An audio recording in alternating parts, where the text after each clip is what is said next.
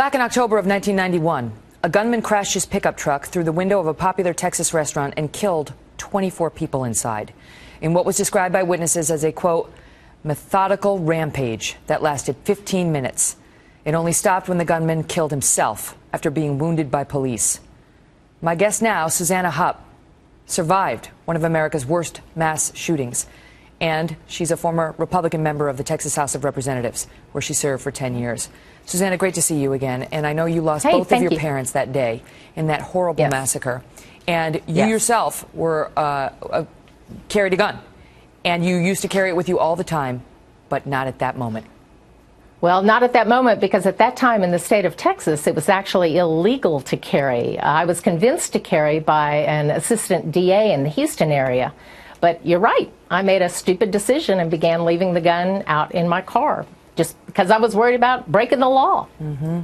And saw your parents murdered in the wake of that. And now when you hear people talk about confiscating guns, you know, despite the Second Amendment, your reaction is what?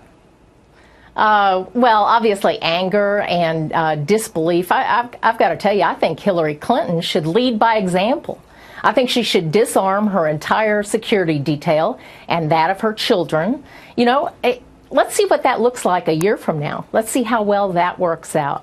If guns are the problem, somebody needs to explain to me why we don't see these mass shootings at places where there are thousands of guns in the hands of at least hundreds of law-abiding citizens. I always think of the dreaded gun show.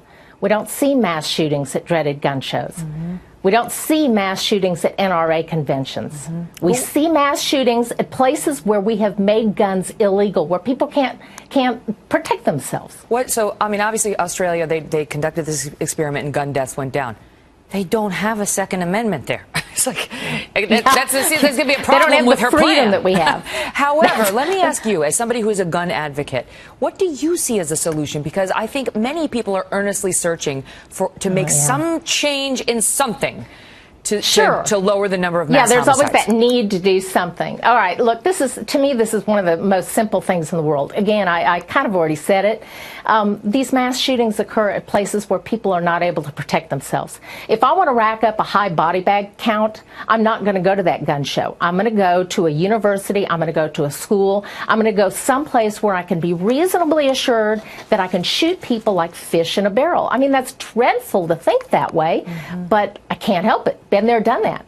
And I want to know why is Hillary Clinton's child's life worth more than mine? Why does she get to have armed protection for her family, but she wants to take my armed protection away? A gun is not a guarantee. Obviously, she's under higher threat than the average citizen, she and her family, given her status. Well, is she? I mean, now seriously, with all of the mass shootings that we're seeing and the random killings that we're seeing, is she? Good question. Susanna, thanks for being here. Thank you very much for having me. All the best.